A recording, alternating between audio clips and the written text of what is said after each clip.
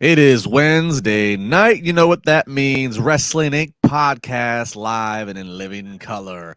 As we are here 10 p.m. East Coast time on Wednesday night, and wherever you might be in the world right now, or if you're checking it out after the fact, we love you and we thank you. Is the Wrestling Inc. podcast. I am your host, Justin LaBar, being joined with my normal Wednesday night troublemakers.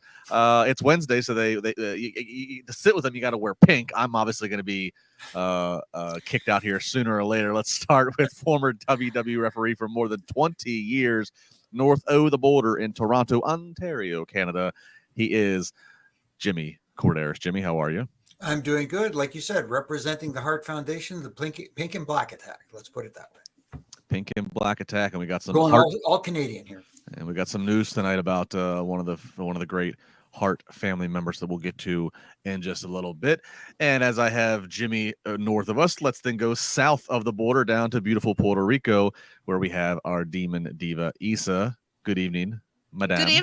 Good evening, sir. Maybe by next Wednesday I can get all of us in pink. That's my ultimate goal here, okay? In the words of the WWF, what was the anything's possible, or never say never. Anything's possible. Anything's possible. Yeah. Whatever it was, whatever that saying that Vince used to say. Anything's possible. A lot of stuff to talk about as we have a very busy AEW Dynamite. If you saw the final seconds, you can tell they were really up against the gun. Had a lot to pack in tonight that we will unpack with our analysis and debate. But first, let's get into some of the news headlines that you can find on Wrestling Inc. Plenty of them. We're giving you just some of the top-level highlights, so make sure you check out Wrestling Inc. to get the full scoop. Let's start with the one WWE piece of news that we will hit tonight on the podcast. This one, pretty saucy, coming from the courtroom. A former WWE creative writer, Brittany Abrahams, she is suing WWE and Vince McMahon on claims of discrimination and retaliation as related to her employment there. She joined them in 2020. She was dismissed in April of 2022. There's a lot in this. We could do an entire podcast if we had the legal prowess to talk about this, but we'll keep it high level. But basically, the highlights here, she is in the filing is talking about how there were a lot of racial and gender stereotypes that were being tossed around in the creative room for content on television. She talks about comments that she bore witness to in Slack conversations. She talks about how she was then supposedly she dismissed in April 2022, fired after taking a WrestleMania commemorative chair, which she says Caucasian male writers also did, and it was a normal thing, and we're not punished for. So a lot here. Really gets into some crazy stuff with the claims of what was being pitched in terms of different stereotypes, racial stereotypes. The one that probably is grabbed the most attention if you read.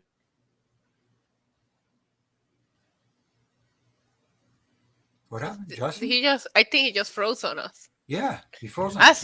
As he was delivering the news. I'm pretty sure he was gonna talk about some of the headlines that were made. I don't know if you saw it, Jimmy. There was a pitch of a Muslim character that was supposed to be involved in 9/11. There was a lot of really tasteless things that came out in this lawsuit. Did you have a chance to kind of read over it?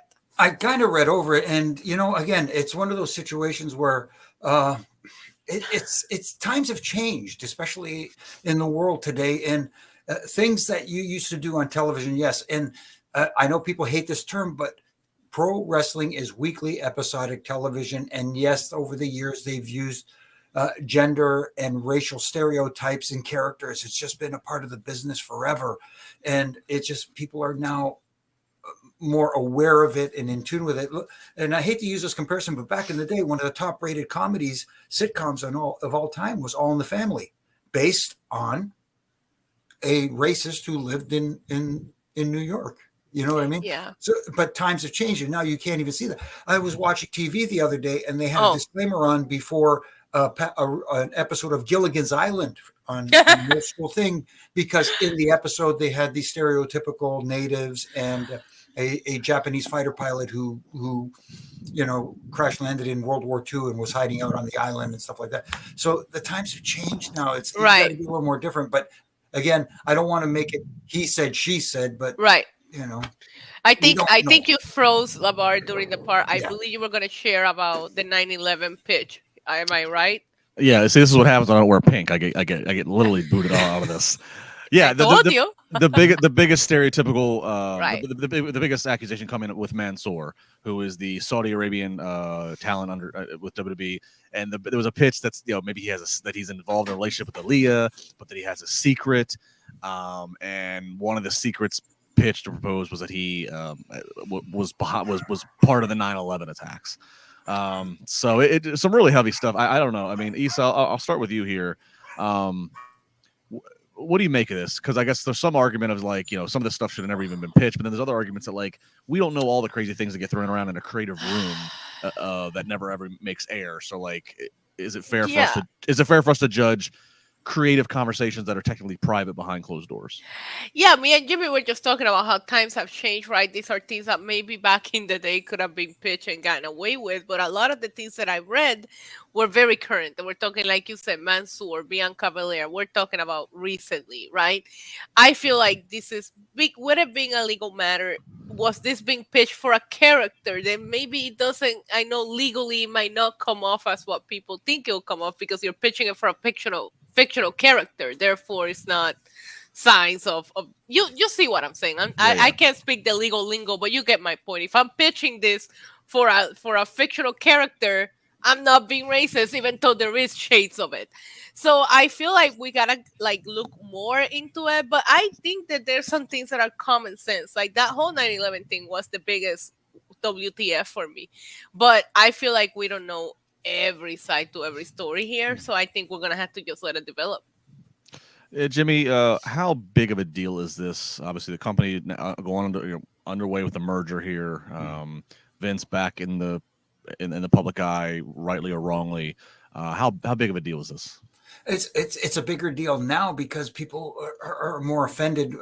And I'm not saying nothing offensive was pitched. I'm just saying that people are more easily offended now these days because, as I was telling Issa before you froze up there, the wrestling industry for over 100 years has been based on, gender and racial stereotypes over the years. That's like saying, Jimmy, I'm surprised you don't own a restaurant, being of Greek descent, that kind of stuff as a joke. But again, in weekly episodic television, you have characters based on gender and ethnicity. And it's just that now that people are more offended. I was telling Issa too, and I know the people listening are going to say, I was recently watching an old episode of Gilligan's Island, and they ran a disclaimer before it because there was the stereotypical natives on the island, with the grass skirts and stuff like that, and a Japanese fighter pilot from World War II who had crash landed and didn't know the war was over. And stuff like that. And look at the sitcoms back in the day. You had All in the Family. You had stuff like that. And let's talk about wrestling itself back in the day. Some of those big storylines that made headlines that were not politically correct at all. Mm-hmm. Ted DiBiase had Virgil as his personal slave. Nation of Domination. You know what I mean? Yeah. There was a lot of really not appropriate things happening in wrestling. So I can see somebody maybe saying, "Hey, it worked back then. Why don't we try something similar right now?" And maybe somebody saying, "Hey, we can't get away with that now." But I can see people wanting to go back to what brought success. I mean, there's a lot to unpack here, but it's not a good look. Like you said, with the acquisition and everything happening, it's just not a good look. Yeah, not a good look. I mean, there's who knows some of the off the wall things get thrown around again in a private creative meeting, and then obviously cooler hits prevail. Okay, we're not going with that. That's not going to air. Or think about what a comedian does when they're probably writing their jokes with their team. Some of the things that doesn't ever make it to air because it's like, okay, we just can't go that far. So in one way, it's like you have to. I think there's a certain balance of like, do we judge WWE by somebody in the room pitching this out there? But whole other situation is this Brittany Abraham. It seems like she says she has a case here, and then she has a lot of other things, which again you can read about on WrestlingInc.com. So we'll see how it develops, but certainly it's not good any which way. It's not a good headline any which way at this point in time, right? For WWE to be dealing with. All right, let's move over to some AEW news. This one looks like that maybe the AEW Dark Elevation show is coming to an end. Fight TV has a description out where it says of this past Monday's episode, saying that it refers to the installment. Says that the special and final episode of Elevation is coming, and listing the matches that are there. So this maybe not so much a surprise, Jimmy, because we know that they, of course, have Rampage, which is constantly in a fight for its viewership, and then the loudly rumored upon Saturday show that is going to be coming this summer. So I'm not surprised. Are you, that they would start to maybe cut some of these internet only shows?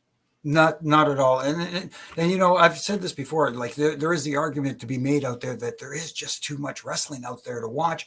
And there's people who can't watch the programming that is on TV right now live. So they have to go back and stream it. So you've already got stuff streaming that that people aren't watching. I don't know what the numbers are for AEW Dark Elevation or whatever it's called.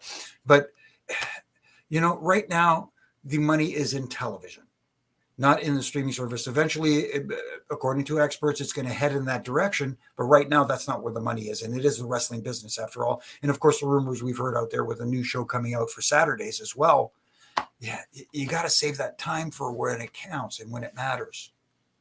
Yeah, Issa, streaming is a real peculiar thing right now. As we're at this real shift in media, because you have to have a streaming element to be relevant, right? You have to have all your content going to a stream. Even cable, they'll say, available the day before or available the next day on streaming. But yet, streaming does not lead the money.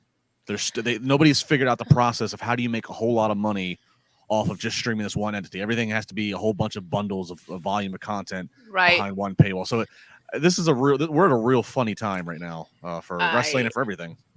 I love that you brought that up, because I actually had that conversation earlier with someone where I was just like, Elevation typically streams on AEW's YouTube channel, right? Like they play it there, and you're looking at about, it averages anywhere from 75,000 views to about 140,000 views. That is nothing in YouTube revenue. And you're paying for some of these wrestlers to travel, you're paying them salaries. There is absolutely no way, based on what I know about YouTube, that they're making in ad revenue what they're spending in producing this show. There's just absolutely no way. So they're getting reps in the ring for some of the newer wrestlers or people joining, but you can do that without having a whole production team and a crowd and a camera crew behind them. So I will make the same decision, especially with a possibly new show coming up.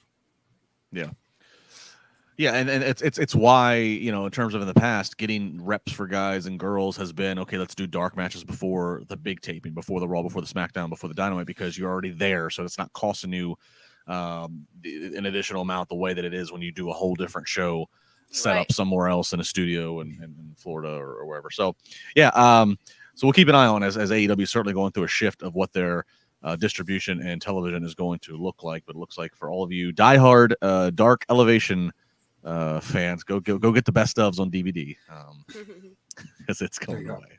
There is a best of Elevation up on the AEW YouTube channel right now. Yes, I know. It's there. All right. Our last news item before we get to Dynamite, probably the spiciest in terms of backstage stuff, and it is that Fightful Select is reporting that the meeting, the much anticipated meeting that was going to happen between CM Punk and Chris Jericho occurred last week. Wade Keller also confirming the meeting happened Friday in Tampa, Florida. And of course, that is a few days before Punk does pop up backstage at Raw, interestingly enough.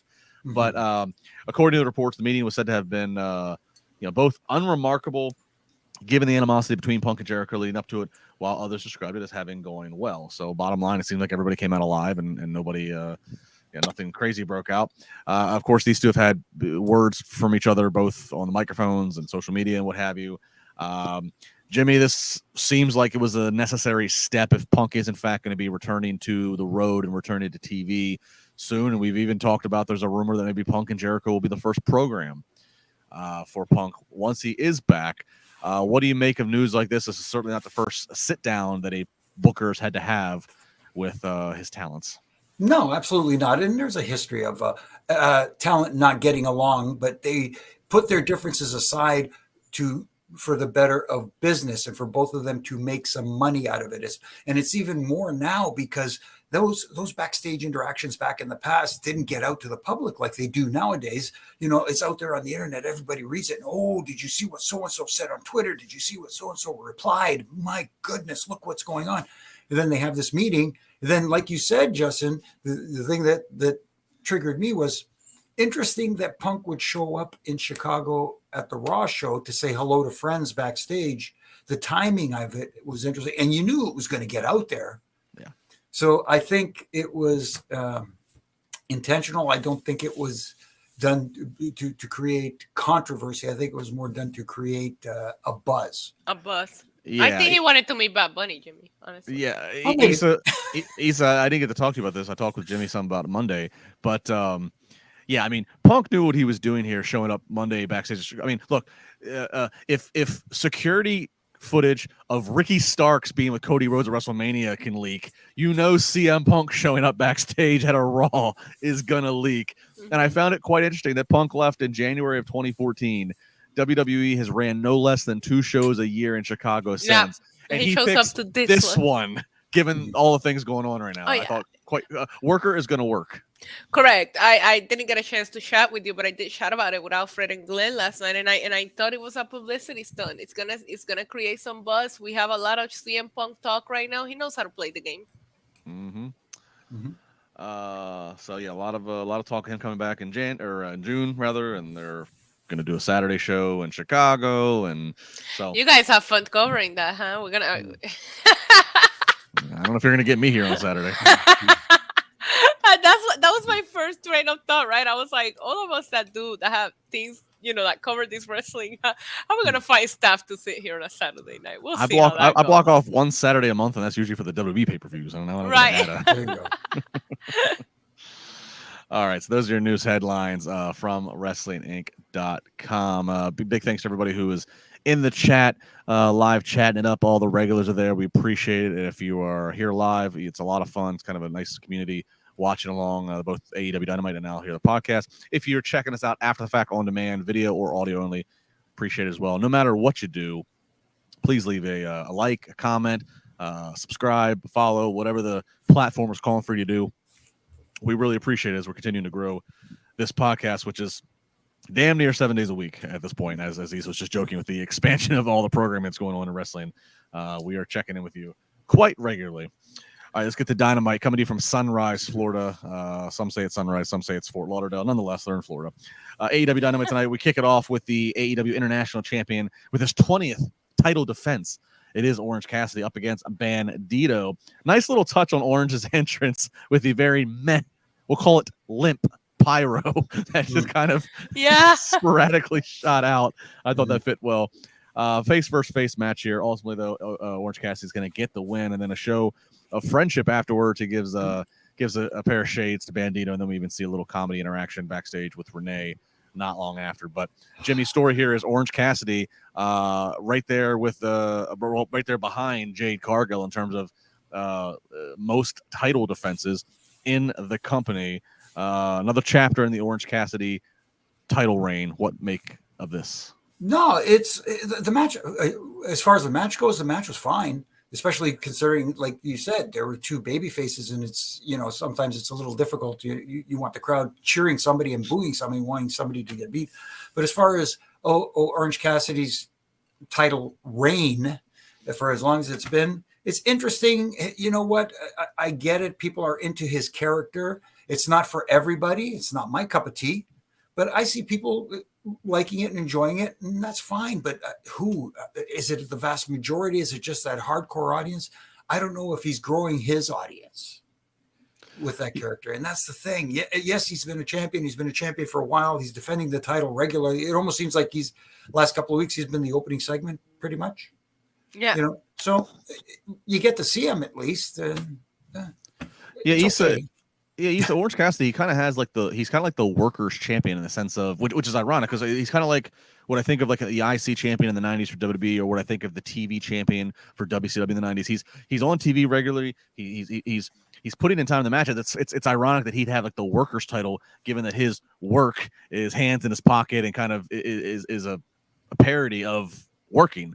What do you make of him? Like, could Orange Cassidy ever evolve his character to the point to where you could like consider putting the world title on him? Is he ever, or is he strictly this niche of this title? Jimmy. This is where you have to be watching a live video to see Jimmy's reactions when I say things like that. That face it at all. I don't know. I tend to I shared this multiple times here on this podcast that the gimmick is not for me. I get why he does it, but he does get in the ring, and I enjoy his in-ring work. Right, when he's wrestling, I really enjoy it. That match with him and Ospreay, I think about it more than I should, honestly. That being said, I thought Bandito had him tonight. Like, I thought Bandito looked way better than him, and that's rare because I always do like him in the ring. But I thought Bandito shined here, and I knew Orange Cassidy was gonna walk away victorious. I wish we were not making these matches just to make matches. Like, there was a lot of decent wrestling tonight, but a lot of it felt like we're just making these matches to have matches out there, not because there's a story behind it. It's hard to become invested. But I don't see him in the world title picture. Yeah. No. Well, I think my question is the character would have to evolve. You know, Right. like I think that we can look back at characters across a lot of promotions where they debuted. You're like, what's the shelf life here? And they managed to evolve. Jimmy, I think with Orange Cassidy, I will say he is kid friendly. Kids love to dress up like him, so that seems to connect. What would you be more interested in? Seeing the babyface Orange Cassidy continue to evolve while keeping the principles of what makes him interesting, or an Orange Cassidy heel turn? What would a heel Orange Cassidy look like? That would be interesting, but that I want to see further down the road, because like you said, there's an opportunity here to connect with kids, and because that character does resonate with a younger audience.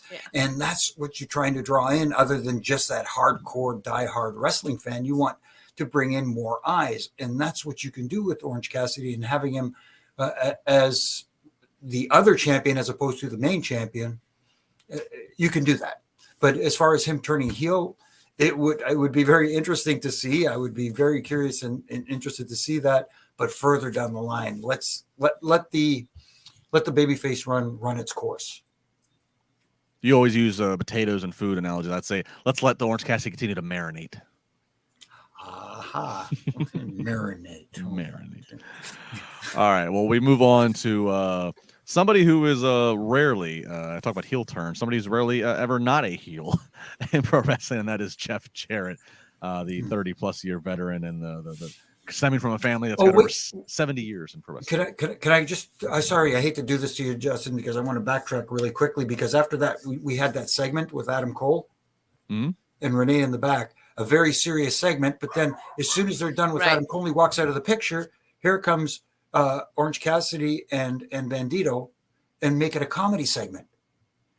No, you had that serious moment. Let that serious moment be the end of that scene. Yeah, you could have had the Orange and Bandito interaction during the MJF and Sammy Guevara joking around backstage with Renee moment. Other than, I agree with you, because I was like, damn, or like Adam Cole looks determined, and then he completely threw you off when they came out and made you laugh. Yeah, and the all it was more comedy from Orange and Bandito, which they just did a moment ago in the ring. So that is a fair point. With that, Jimmy, headlock heel saying Danhausen accidentally puts a curse on Cassidy, making him a heel. that would be how they probably turned Orange Cassidy. Quite honestly. All right. So like we was talking about heels here, Jeff Jarrett, veteran in the business, family stretches back decades in the pro wrestling business, up against Dax Harwood. Definitely old school would be two words to describe this match here. Two old school type performers, and even the way that they, the way the match is laid out, the way they work, definitely had a slower, more old school pace. The referees, as Jarrett is making an entrance, do make the rest of his make Sonya, Mike J. Lethal, make Saddam all go to the back. So in theory, Jarrett's out there all by himself against Dax Harwood, but eventually Sonya Dutt would sneak his way out there, causing Dax to chase him around. That's going to have Dax then walk right in to Jarrett's finisher, the stroke. Double J gets the win. Issa, Jeff Jarrett versus Dax Harwood. If I tell you 3 hours ago they're having the match tonight, do you predict that Jeff Jarrett gets the win? Yeah. Because he gets the most oddest wins that don't count. all the time. Have you noticed that? Like, I don't even know how this happens, and then he ends up in the tag title picture, and then that's the match that he doesn't win. This is how they done this with Jeff Jarrett a lot since he came to AEW. But yeah, this is another match that I guess there was a little bit of a story behind it with the Mark Briscoe attack last week. I forgot about it until a little bit ago. But I'm just like the match was fine.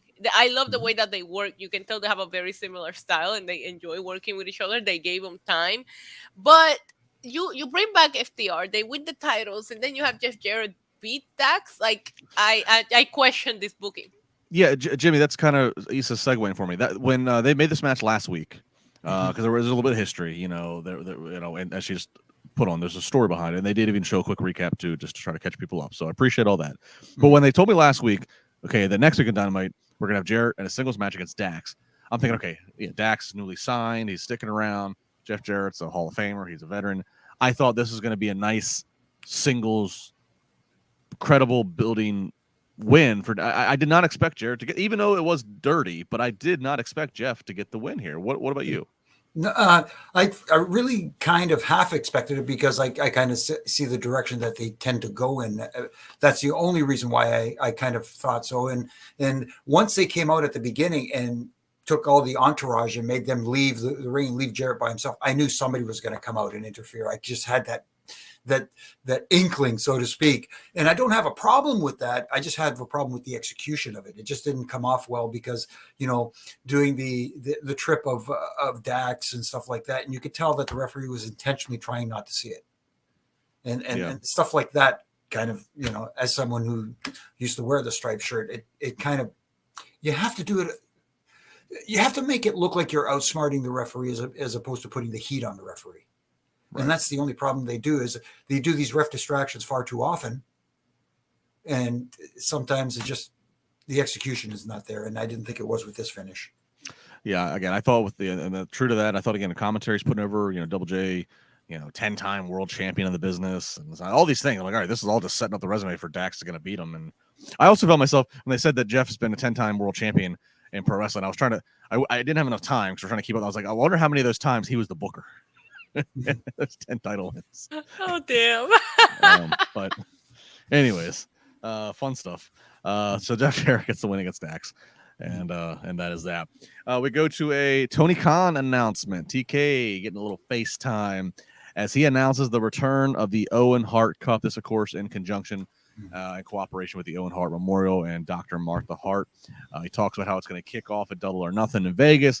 We're going to see rounds and matches take place in Canada. And then this is all going to culminate the finals in Calgary, of course, Owen's hometown, on July 15th. Issa, July 15th, if you look at your calendar, is a Saturday. So seemingly another confirmation without official publication that they are having a Saturday show arrive this summer. Are you excited about another Owen Hart Cup tournament? I'm excited about what it represents, and I'm excited to hear Owen's name being mentioned and brought up and remembered. I just have to point out that it didn't do anything for Britt Baker and Adam Cole. I do understand that Adam Cole got injured shortly after winning, but it didn't do anything other than them winning it. But hey, it represents something, right? I forgot that it's been a year, if I'm being honest. When he announced that, I'm like, oh yeah, it is that time of the year again, you know. So I'm very excited that they're doing this and they're allowing, you know, to remember. We're gonna get some banger matches we did last year, but is it gonna mean anything other than a once a year thing where you get a nice celebration and then we don't mention it again? I don't know. Yeah, Jimmy, and he also mentioned, Tony Khan mentioned that there'll be matches in the tournament at the Forbidden Door show in June. Talking about the crossover with New Japan, they show archive footage of New Japan of Owen, very young in his career prior to his WWE days. As a fellow Canadian and as someone who, of course, knew Owen, ref many of his matches, were friends with Owen. I don't think any of us would argue that it's great having his memory be alive and there being being represented and such. And I know this is out of Tony Khan's, out of his control. It's tough to have for me as a fan of Owen Hart. It's tough to have an Owen Hart Cup when you do have very limited footage to show of him. Then you have to pull a New Japan Club, just because that obviously was not the pinnacle of his career. Of course, that's not Tony Khan's fault. He's not going to get WWE's footage from him. But right. as somebody who takes us, as somebody who's far more closer to this and more personal than us, with as it relates to Owen and his memory, how does the Owen Hart Cup come off to you in AEW?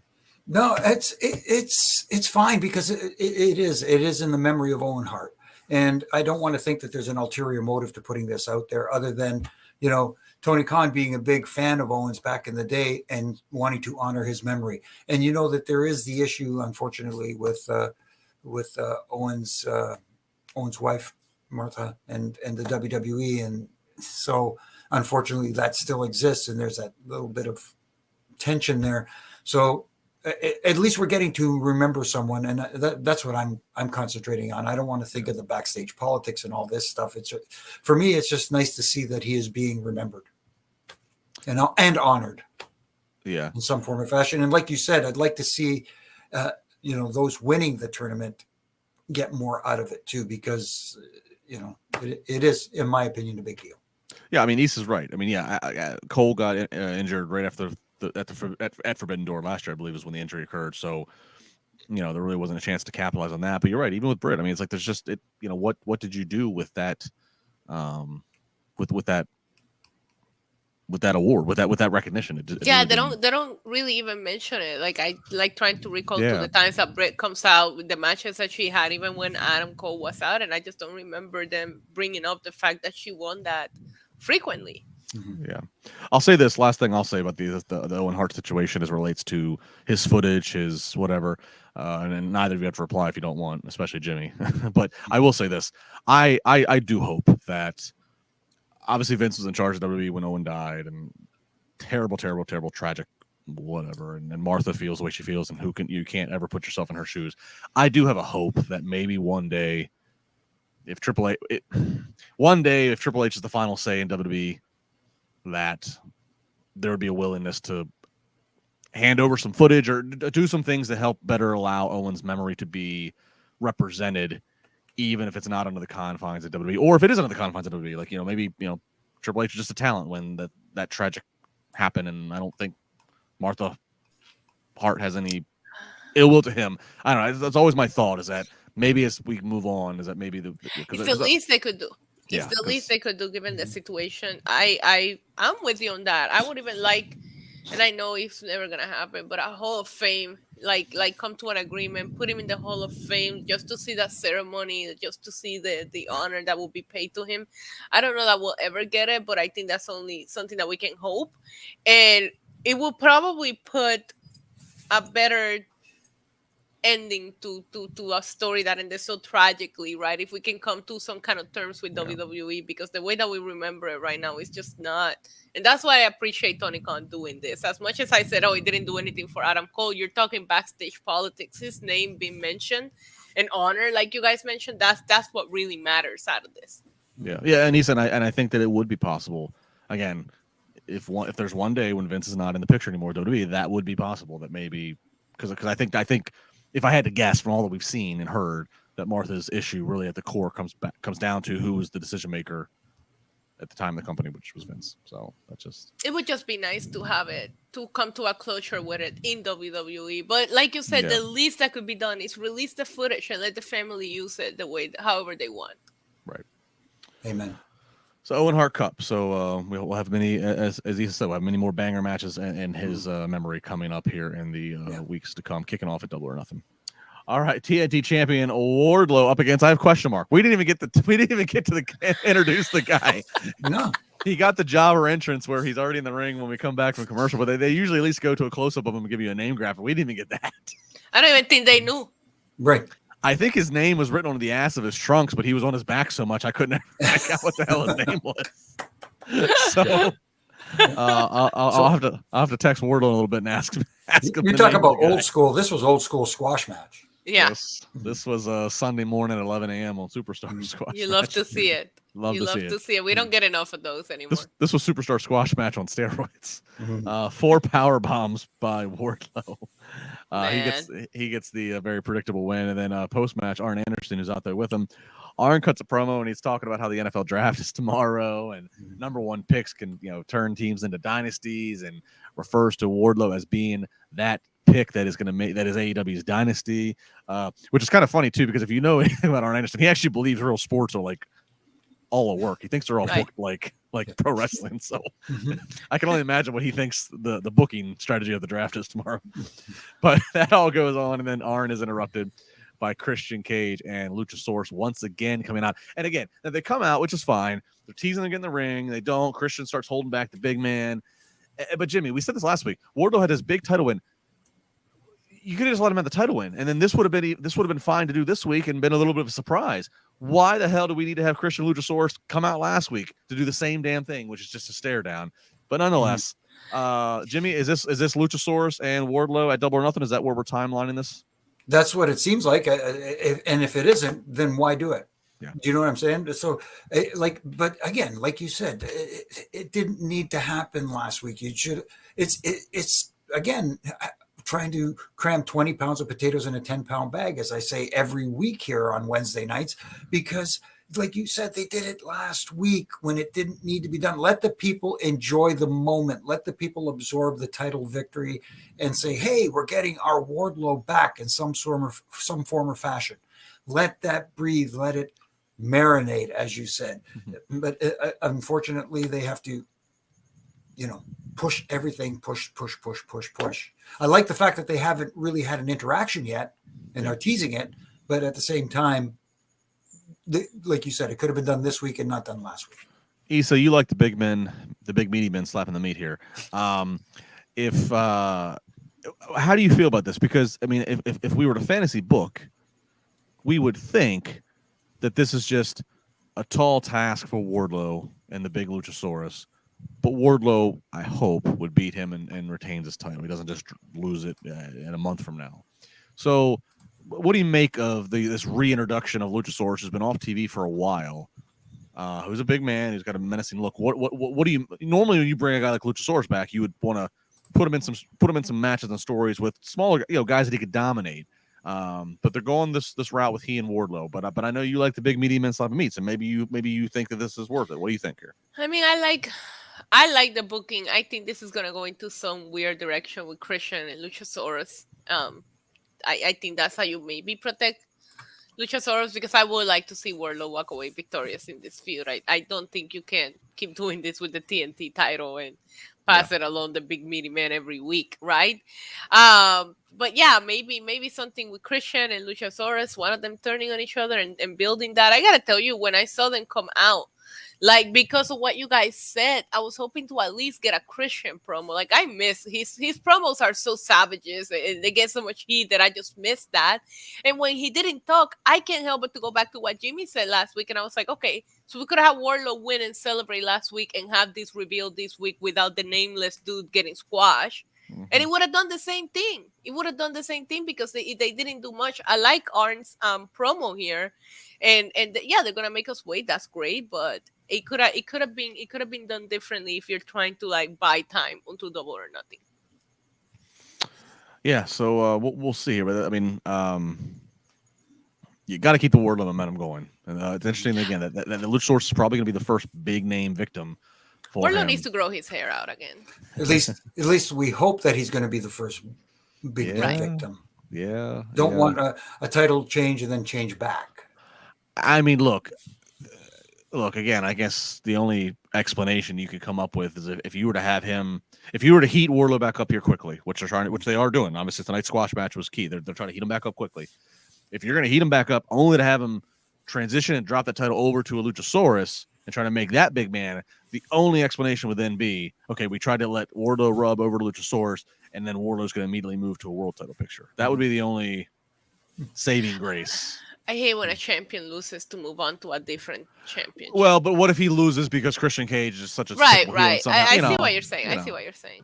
That would I be mean, the only... I say it every week, and it's always in the back of my head. Last person to beat MJF was Wardlow, and I don't forget about that.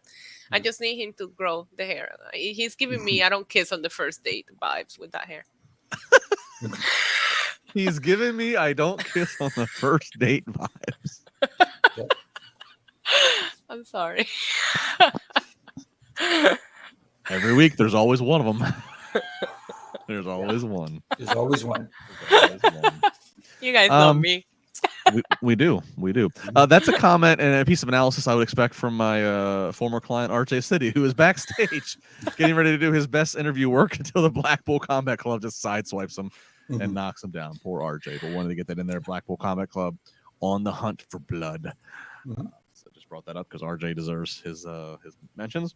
We get a backstage with MJF and Sammy Guevara where they exchange Burberry scarves and custom vests. They are all together as one.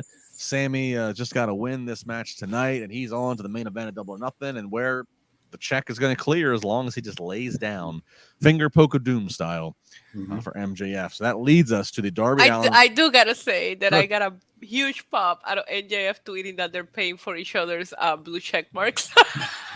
So they don't have to pay for their own. I thought I thought that was brilliant. I thought about it. Pay for mine. I've thought about paying. Look, I've been verified for the last decade. I've thought about paying for it because I will say this: paying for it, there actually is more benefits out of it than ever. You know, I hate the other benefits. But longer tweets, edit tweets, I could do. I don't know. I like the way that I look at it, LaBar, is I see your point. I think the edit is the only one that's worth it. Anytime that I see that read more, I'm like, this is not a news article website. If I don't want to see a longer video, I'll go to YouTube for that. You see what I'm saying? Like Twitter, I do. We've been on Twitter long enough. We used to survive in 140 characters. Like, why do we need 2,000? No, I hear you. And the edit one is the biggest one. But here's the other thing: the fact that they are screwing with the algorithms. Yeah. I joked about this, but I was kind of half serious. Excuse me.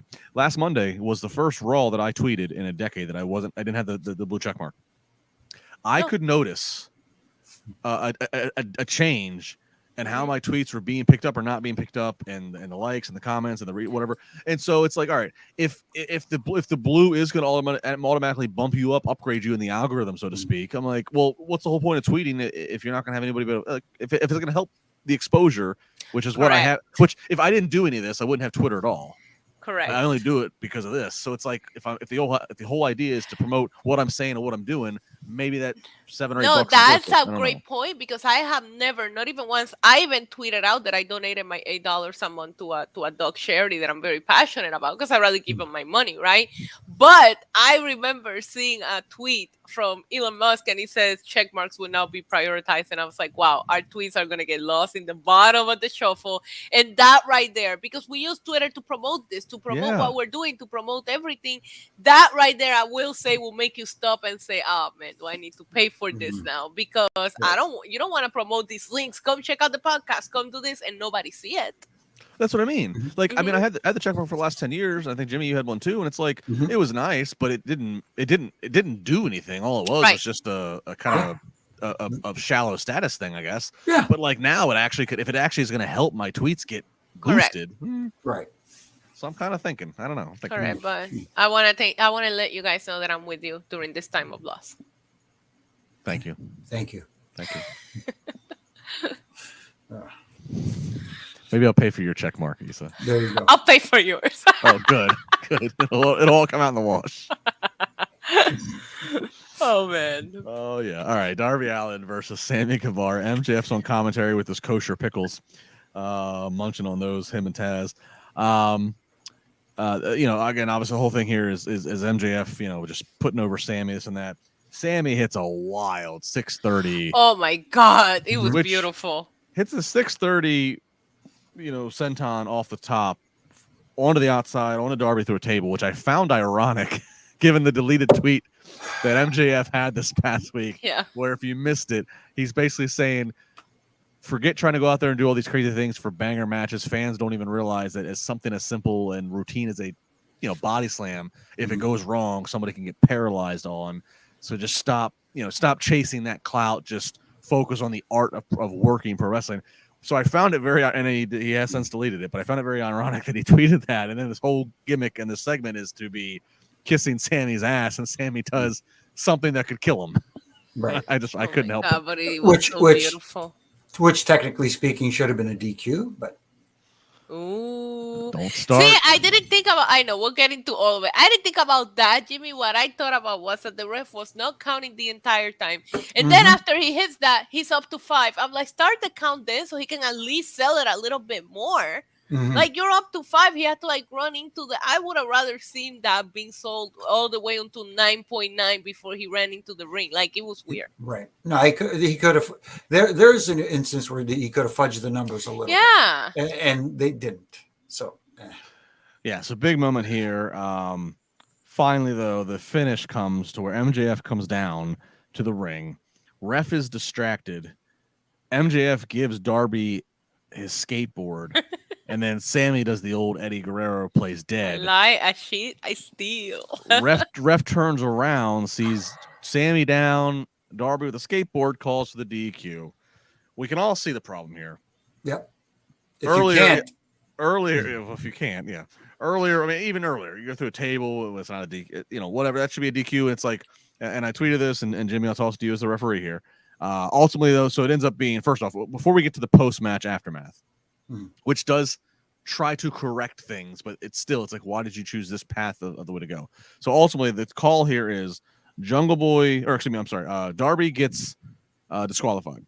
Right. Sammy's the winner. So it's Sammy versus MJF. So we think. And Jimmy, it is.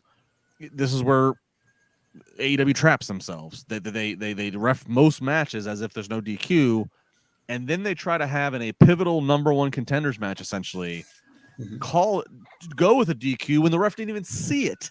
He didn't even see it, and they're trying to say that he's going to go. Thank you. Thank you. That's see.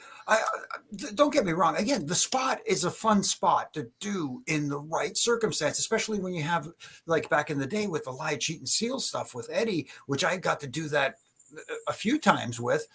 It's awesome when it's meant, when it means something. In this case, like you said, it's incredible. But in this case, like you said, you had that big moment off the top through the table, which technically should have been a DQ because who pulled the table out? Sammy did. Who put Darby on the table? Sammy did. Who splashed who through the table? Sammy did. That's a DQ. Bottom line, you can try and say, well, referee's discretion. No, not in this case. That's a blatant DQ. And then he DQs him for something he thinks he may have heard and didn't see. Yeah. It just makes no sense to me. It's just mind-boggling. I almost want someone to take a screwdriver to me sometimes. All right, so Issa. So after this, so they do all this. It's kind of like a dusty finish in the sense of the story, right? Whereas they try to tell us that this is going to be the now we're going to get this big finger poke of doom, and Sammy and MJF outsmarted everybody. Tony Schiavone gets word from Tony Khan that no, it's not going to be this. Next week it's going to be a tag match. You two are going to face Jungle Boy and Darby, and if Jungle Boy and Darby beat you, it is going to be a fatal 4-way. Which is what the people want. It's right. Stack the odds against MJF. It's what we're going to get. Yeah, it's what we're going to get, and obviously, backstage, MJF's pissed off. He gets in a car, tells Sammy there's no room in the car when there obviously is. So obviously we're leading towards, excuse me. MJF is going to blame Sammy for their loss next week. So do you like the story? How do you like the path of how at the start of the promo weeks ago we thought fatal 4-way? They took us down this tournament only for us to probably get to fatal 4-way anyways. Do you like that, or was this just a bullshit way of killing time? I mean, it's if you're gonna kill time, the best way to do it is with a few swerves. No, it's better that than just get straight to the point. I do like how they did it, and in the fans' perspective, you see a DQ in AEW, and I guess while it was done very wrong, it was a little bit shocking because you don't see them, and that's I guess I give them credit for that. You don't see it all the time, so everybody just stays so shocked that it even happened. But I thought the match was a banger. I'm excited. I guess does that mean it's a 3-match tournament now instead of a 2-match tournament?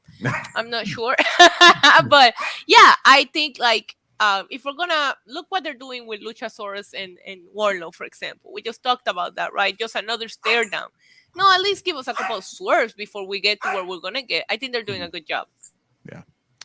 Yeah. I mean, I like this. I like the weaving of the story here, but I think we all agree at the end of the day, I don't give any of those 3 a damn chance to take the title off of MJF. Which makes me wonder, does Tony Khan see that? Can he sense that? Like, is this going to be the main event of Double or Nothing? And if it is it that predictable and straightforward, or does MJF win it, and is there a big swerve, bro, at the end? Like, does a Wardlow come out, or does somebody come out? Like, I'm really curious if Tony CM Khan, Punk, right? Exactly, exactly. Like, I'm wondering what Tony is seeing right now. What is the Wonder Kid seeing right now? How are we? You know, I mean, there's a lot of buzzing about CM Punk, and if you think about it, CM Punk was the champ, and he was gonna face MJF. That's where he left when the whole thing went down. So that would be a way to bring him back. I will say one thing: out of the times that AEW has been here, when I'm watching him backstage with Sammy, as funny as the interaction was, I couldn't help but to think this is one of the least favorite things MJF has ever done in my like for me, and I love MJF. Yeah. Doesn't feel elevated in this particular feud. But like you said, I do like that idea that if it is going to be Punk coming out at the end, just have him do like he did before. Walk out after the match, after everything seems to be going to black, so to speak. Come out on stage and sit cross-legged. Yeah. And just sit there. Amazing. Yeah. And then MJF can go do a post press conference, and let's see what he says in a post press conference about PG. No. We're gonna stop doing the press conferences once Punk comes back. Well, I wonder. Adam Hopkins is the new. He's there. I wonder if he would tell Tony the same thing. I don't know. No, he'll make sure he knows who to send out there. He'll give media training to the people that are going out to do the press conferences because they're professionals and that's how they do it. There you go. It's true. Yeah, well, good luck media training to CM Punk from this point on, I think. No, that's he's not gonna learn. He's an old dog. Just send Darby or these young kids. They can go to media training. Right.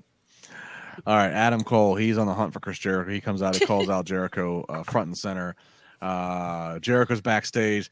He's demeaning Cole for allowing Britt Baker to be the victim of that attack. This was so funny. Not doing anything about. I don't want to even be in the ring with you, pal. You're just a piece of crap. But hey, I'll tell you, I got 4 guys who do, and here comes the JS. It's 4-on-1, and here comes the new buddy couple of Orange Cassidy and Bandito. Now it's 4-on-3.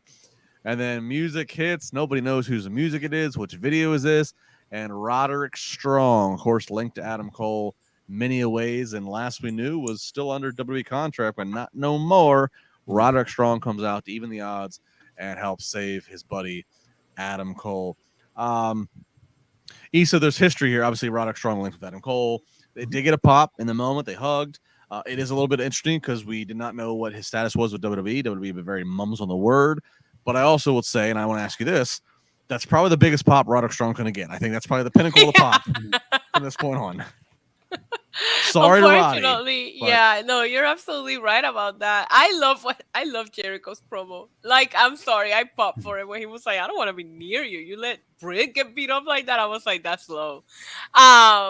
Shout out to Roddy Strong and the fact that we can still have nice surprises in wrestling because, man, this did not get out. Nobody knew where Roddy was. Nobody knew what the status of his contract was. So shout out. I get it, right? We work for Wrestling Inc. Everybody wants to break the news. But as I'm also a wrestling fan, you love those moments that you're just absolutely not expecting. When Orange Cassidy and Bandito came out, I was like, what they're doing here? Get out of here. Adam Cole's better off on his own. But Roddy and the story that he has and the hug, I thought this was beautiful. And I was very happy to have a nice non-spoiled surprise on AEW tonight. Yeah, Jimmy. Again, no shot at Roddy, but this is probably the peak of it. But all respect, it was kept a secret. I know we've all been. I've been wondering what is the status of WWE. No, exactly. Hats off to them for keeping this quiet and not letting it get out, or not quite like what WWE did when Cena returned and they tried to keep it quiet at Madison Square Garden for the Rumble, and they snuck him into the building with a sheet over him, but you could see the pumps. Anyways. No, don't hang on. Because that was Rumble 08? I believe that was 08. Were you still there? Were you still there? Yeah. All right. Sidebar for a second. Okay. So you weren't out at the ring. You weren't one of the refs watching the eliminations. You're backstage? No, this was before the match. Yeah, before. Okay, so tell me, where are we in the day, and what do you see? Yeah, it's getting close to showtime, and then this car pulls up with dark windows and stuff like that, and somebody's cloaked coming out of the car, But as he's coming out, you're seeing the Adidas pumps, and not everybody saw it. I just happened to be in the area where the car was dropping off this person, and I just said, so that's who the guy was that they weren't telling us. So what's on the rundown? What's number 30 say? Is it just a blank square? Just it's a blank square. Yeah. It's a blank line. But what does it say for who the winner is? Does it say who the winner is? They just said, you'll know who the winner is because you'll be the last one left, basically. Okay. Right. I guess for a Rumble, it's a different beast, right? But yeah. That's fun. Funny though, because so much has changed, right? We seen videos of Adam Cole hiding in the back of an Uber. We seen them keeping AJ Styles with a hoodie on a bus behind. Like, it's crazy. When it works, man. Like, one of the things that I fell in love with wrestling is just those unexpected surprise moments that you just don't know are gonna happen. Like, expect the unexpected, anything can happen. And when you get that, it just gives you back that feeling. Of course, we all want to know the news first, right? But you can't beat those surprises in wrestling. I loved the moment. I thought it was great, and it made perfect sense. And having that reunion in the ring with them two, you could see the emotion. Yeah, everybody was feeling it. They didn't need to go to the segment afterwards. Again, didn't let this moment breathe. Let the audience take it in because it was such a great moment. What is it? The QTV? Yes. Yeah. You didn't need to see Hobbs interrupt QTV and say things are going fine until you came along. Now fix it. No. After the commercial break, maybe. But at least let the people have this moment to absorb it through the commercial. If you think about it, if you drop that, then you're not rushing at the end like they were. Well, and like I said, so yeah, this happens, and I don't know if it was right next, but it's somewhere in the next 15 minutes. I'll just bring it up. They do the normal, let's throw all the graphics up for what's coming up on Rampage, what's coming up. I mean, it is so fast. I mean, the graphics are for each match are up for less than 5 seconds. And Excalibur, and the commentary is even joking, like, get him oxygen. Excalibur is trying to hang in there. To his credit, he's getting all the names right. He's not botching pronunciations. Get the details in. And I tweeted this. I'm genuinely curious. Did they do these recap or promotional segments? Do they do them so fast? Is it a rib on how fast can we get Excalibur to talk? Or is it just an obvious, like, this is how tight we're trying to cram 20 pounds? I think it's a rib. It has to be a rib at this point, right? I mean, it was ridiculous.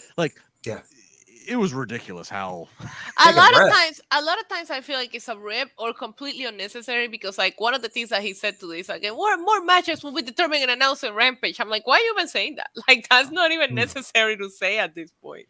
Right. Yeah, I don't know. Well, I mean, shout out to Excalibur. He's trying. He's trying there. Shout out to that chat that says they sent CM Punk to Raw to keep Roddy Strong debuted on the Raps. Wouldn't that be something? All right, we got our TBS champion, Jade Cargill, 55-0. She gets the graphic and everything on the screen up against Taya Valkyrie. Now, Taya has the same kind of finisher that Jade has. Taya's is called the Road to Valhalla, and she cannot use the finish. If she uses the finish, she's going to get DQ'd. So that's kind of one of the gimmicks of this match. This was absolutely the most competitive match Jade Cargill I can remember being in, both having to sell and being on the defensive, plus the length of the match.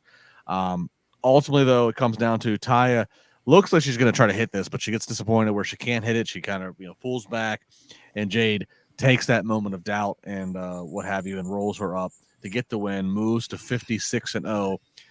Issa, does Jade Cargill's 56-0 mean anything to you, or is this a very trumped up winning streak? Has it been too manufactured? I guess. Where are you on the Jade Cargill stock? I don't know. I'm somewhere in the middle. I used to be all in.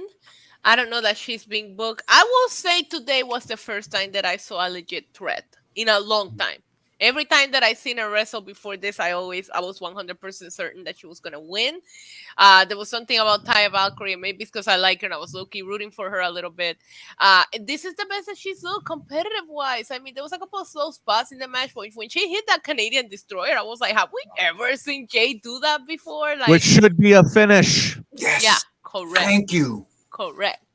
And so I will say this: I would like to see her go against competition that feels like actual threats, because it does make her more interesting.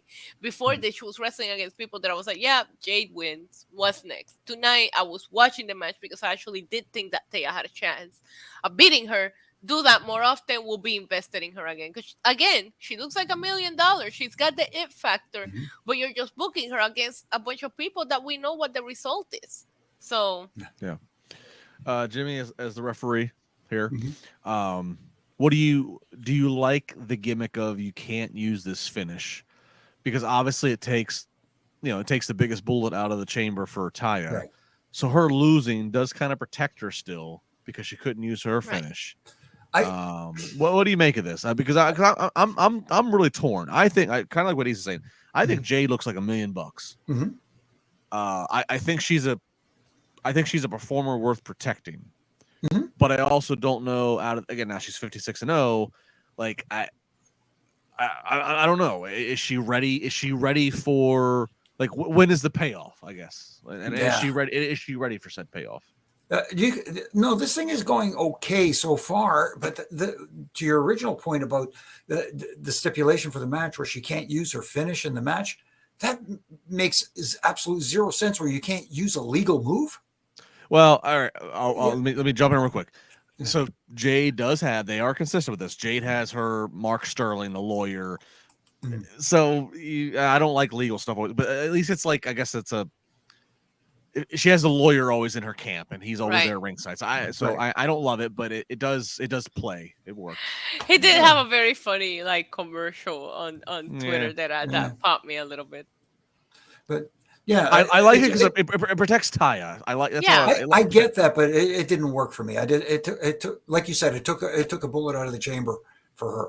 Yeah, and if she had like another finish that she had used on television, where you could say she could hit her with either one, okay. Or is this where she debuts a new finish like a Canadian Destroyer? Exactly, right. And then lose to oh my God! With the roll up of death. Yeah. So we're approaching Double or Nothing. Jade's been champion for 430 something days, so well over a year. Like, I mean, like, where do we think that Tony has the end game booked for Jade? Like, does he have it circled? No. Does he? He doesn't have it circled on the calendar. Okay, Wembley. He's gonna lose. She's gonna lose to blank. Like, no, I think I agree with you, Issa. I think he's playing it by ear and thinking we're going to run with this thing as long as it goes, and then when he feels the time is right, he's gonna pull the rug out from under her.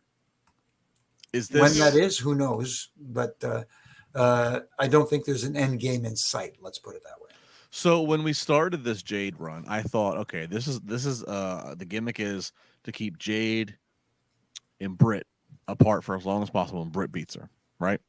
But now as I look at the summertime, and if we build this Wembley show and Britt's all tied up with the Outcasts or what have you, I don't think that's okay. So now it's like, is the next stop that we're gonna keep Jade doing this until they can sign Mercedes Moné? Like what? I really am wondering what is if they have a plan for. They don't have a plan for not just Jade, any of the women. Yeah. All right. Well, this is your 9:30 match. That's done. All right. Main event time. Kenny Omega and Konosuke Takeshita up against Butcher and the Blade. There's so much that happens here in a matter of like. Can I just minutes. point out that in the beginning? I'm sorry to interrupt you, but in the beginning of the show, they said Darby and Sammy were the main event. Go back and watch it. If you guys DVR'd it, go back at the beginning when Orange Cassidy is coming out and they're introducing you to AEW. They said that match was the main event, and at some point something happened, or the announcers got it wrong. Either way, I was very confused because the pacing of this show was a little off in the way that it went. Well, and what I thought too is the pacing in the first hour was kind of like they let Much better. They let some things breathe, Right. Mhm. and then the second hour they just it was supersonic speed. I was like, Get everything in. Yeah, it was like, what's Yeah. going on here?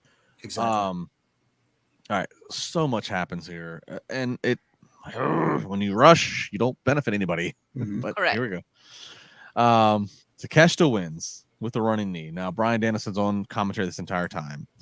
He's kind of selling the whole thing as Takeshita is a professional, has potential, should follow the Blackpool Combat Club, Omega, amateur, washed up, whatever. Takeshita wins. Bryan gets on the mic, talks about how Takeshita is a pro wrestler. Omega is just living off the legacy they built in Japan. Blackpool Combat Club attacks them. Young Bucks come out to try to even the score. Omega's going to attack Moxley the way that the Blackpool Combat Club has been doing people.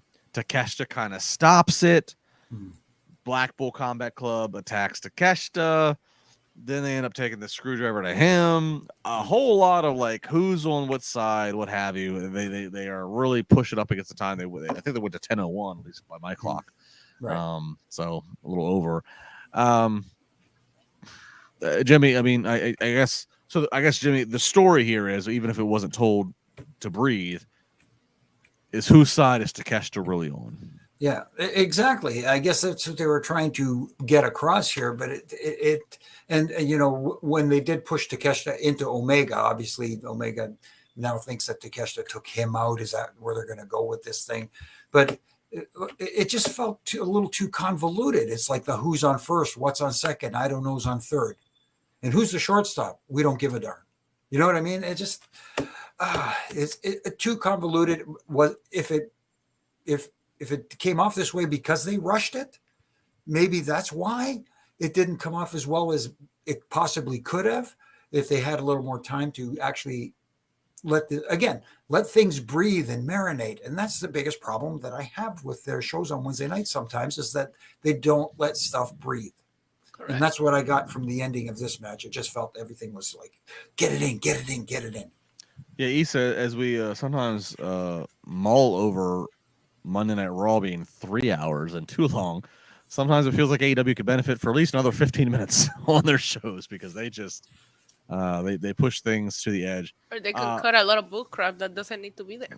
Yeah, I mean, I guess give it to me. I mean, is Takeshita advanced in your mind in the story here? No. Yeah. Not at all. I don't understand why the Butcher and the Blade were in the main event. I don't understand why this match happened. Raise your hand if you forgot that Kenny Omega is the IWGP US champ, because a lot of people didn't. He came out with that title tonight because they never talk about it, and he hasn't been doing anything singles in a while. I forgot Kip Sabian was employed by them. Oh, damn. Oh, wow.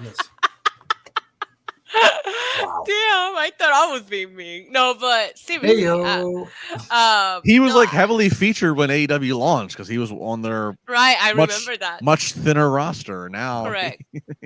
When it was an alternative, yeah, I remember that. Yeah. No, but I think maybe it was because it was rushed. Maybe the match didn't need to be as long.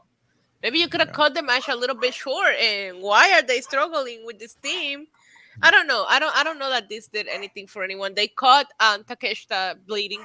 If you caught it, you caught it. But they caught him bleeding. This production or the camera, you guys know a little bit more about that than I do.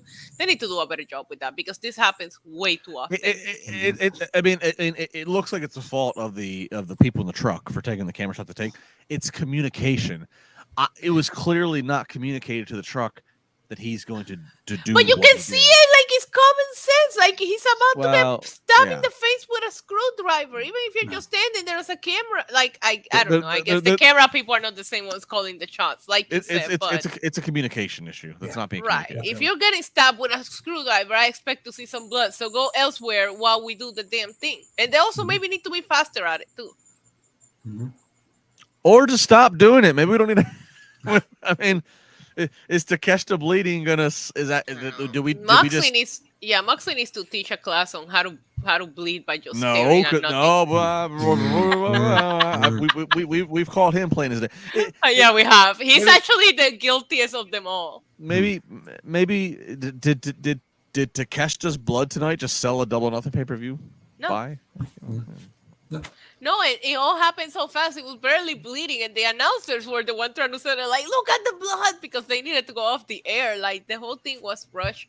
Whatever. I don't know where he stands. I guess that's what they were trying to go with this, but I didn't care either. Yeah. I mean, he's been with them for like a week. So why would I care if he turns on them right now or not? You didn't even build a relationship with him being part of the elite. It doesn't matter. You know what I mean? Like, I'm not invested. He's not elite yet. Right. Yeah.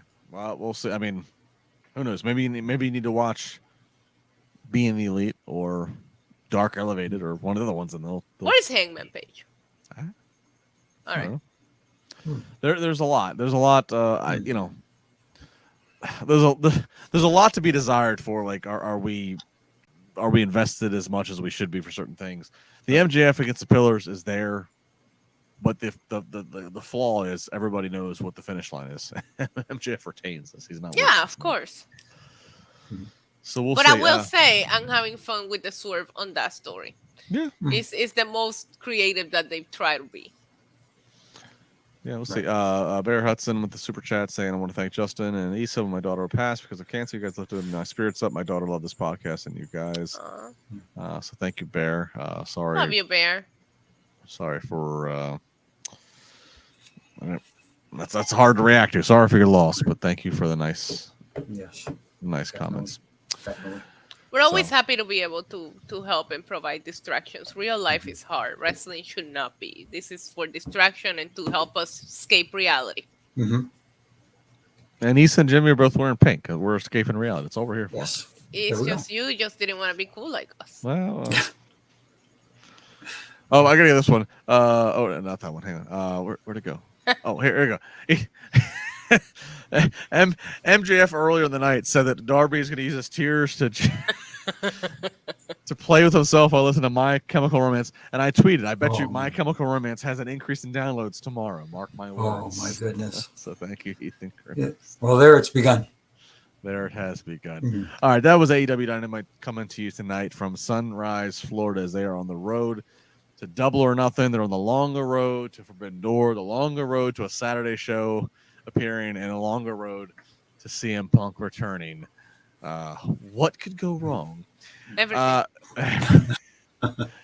It's been fun. Issa, ladies first. Give me your final thoughts, your final words, and your plugs. That 6:30 by Sammy was the highlight of tonight's episode. It was beautiful. I wanted to see a replay immediately. Awesome stuff.